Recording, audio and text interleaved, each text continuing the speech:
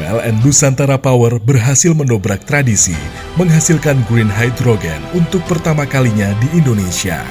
Inilah lompatan PLN Nusantara Power yang akan mendorong dan mengakselerasi arah Indonesia dalam percepatan transisi energi, mewujudkan net zero emission di tahun 2060.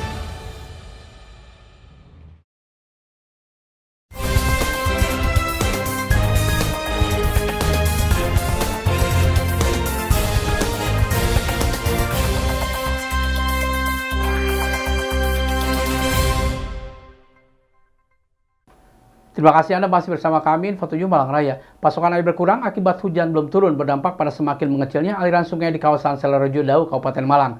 Hal ini berakibat pada berkurangnya ketersediaan air untuk lahan pertanian. Para petani harus mengeluarkan biaya tambahan untuk pengadaan air. Beginilah yang terlihat di pintu saluran air di wilayah Selarejo Dau, Kabupaten Malang. Hujan yang masih jarang turun berdampak pada masih terbatasnya pasokan air ke lahan-lahan pertanian di wilayah Dau, Kabupaten Malang. Untuk memastikan agar setiap kawasan mendapatkan pembagian air secara merata untuk kebutuhan lahan pertanian, sudah dilakukan pengiliran jatah air ke berbagai wilayah seperti Selarejo, Tegalwaru, Karangwidoro, dan beberapa kawasan lainnya. Tidak hanya itu, petani juga harus mengeluarkan biaya tambahan untuk menyedot air sungai ke lahan-lahan jeruk. Penyedotan air sungai ini membutuhkan banyak pipa dan mesin diesel untuk menyedot dan menyalurkan air ke lahan-lahan pertanian, sehingga membutuhkan biaya tambahan untuk BBM.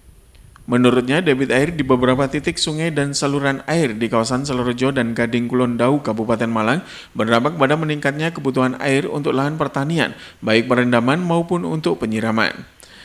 Salah seorang petani setempat menjelaskan cukup banyak lahan pertanian jeruk di kawasan Selarejo, Kabupaten Malang yang memerlukan pasokan air agar tetap bisa produktif dan bisa dipanen karena ketika kekurangan air akan berdampak pada turunnya volume dan kualitas hasil panen sehingga pengadaan air menjadi penting walaupun biaya mengalami kenaikan.